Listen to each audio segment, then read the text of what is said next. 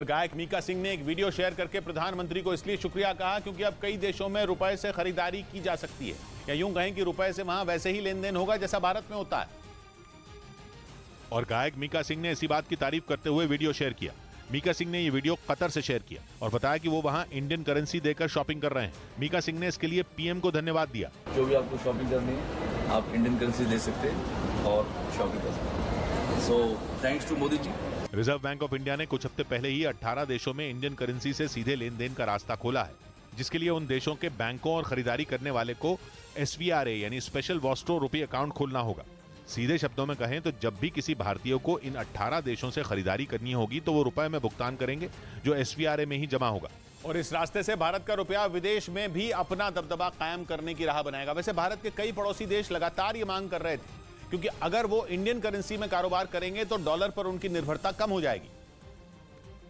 यानी अगर भारतीय रुपए में कारोबार होता है तो श्रीलंका, बांग्लादेश और मालदीव जैसे देशों को फायदा होगा, क्योंकि ये देश बहुत हद तक आयात और निर्यात के लिए भारत की करेंसी पर निर्भर हो जाएंगे और डॉलर पर उनकी निर्भरता कम हो जाएगी। भारत ने जिन देशों में इंडियन करेंसी के जरिए व्यापार का रास्ता खोला उन 18 देशों में श्रीलंका, यूके, रूस, Oman, New Zealand, Germany, Israel, Malaysia और म्यांमार जैसे देश शामिल हैं।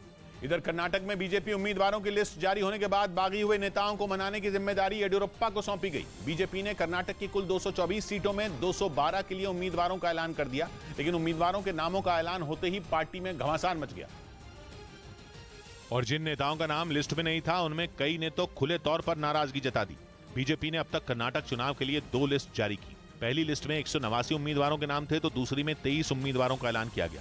पहली लिस्ट आने के बाद से ही नाराज नेताओं ने मोर्चा खोल दिया था, जबकि दूसरी लिस्ट में भी नाम नहीं होने से करीब आधा दर्जन विधायकों ने पार्टी के खिलाफ झंडा बुलंद कर दिया। कर्नाटक के पूर्व डिप्टी सीएम लक्ष्मण सावदी ने तो बीजेपी छोड़ने का ही ऐलान कर दिया और अब वो दावा कर रहे हैं कि कांग्रेस के कुछ नेता उनके संपर्क में हैं। बताया जा रहा है कि ऐसे ही नाराज नेताओं को मनाने की जिम्मेदारी कर्नाटक के पूर्व सीएम येडियुरप्पा को सौंपी गई, क्योंकि उनके करीबी बताए जाने वाले जगदीश शेट्टार ने भी लिस्ट में नाम नहीं होने पर बागी तेवर दिखा दिए। उन्होंने ये तक कह दिया कि बीजेपी से टिकट नहीं मिला तो वो निर्दलीय लड़ेंगे। जिसके बाद जगदीश शेट्टार को दिल्ली बुलाया गया। कहा जा रहा है कि पार्टी नहीं चाहती कि कर्नाटक का ये बड़ा चेहरा चुनाव से ठीक पहले नाराज हो जाए, क्योंकि जगदीश शेट्टार हुबली धारवाड़ मध्य से बीजेपी के विधायक हैं और वो लगातार 6 बार वहां से जीते हैं। इसके साथ ही वो येडियुरप्पा के बाद लिंगायत समुदाय के दूसरे बड़े नेता माने जाते हैं और कर्नाटक में इस समुदाय के करीब 17% वोटर हैं। To contest election and last 6 consecutive election I got elected. बताया जा रहा है कि दिल्ली में बीजेपी अध्यक्ष नड्डा से मुलाकात के बाद उनके चुनाव लड़ने पर सहमति बन गई। हालांकि इसका ऐलान बाद में किया जाएगा। यानी बीजेपी ने एक तरह से जगदीश शेट्टार को मना लिया। कहा जा रहा है कि येडियुरप्पा को भी इसी तरह बाकी नाराज नेताओं को मनाने का निर्देश दिया गया। वहीं कर्नाटक में कांग्रेस के नेता सिद्धरमैया अब एक ही सीट से चुनाव लड़ेंगे।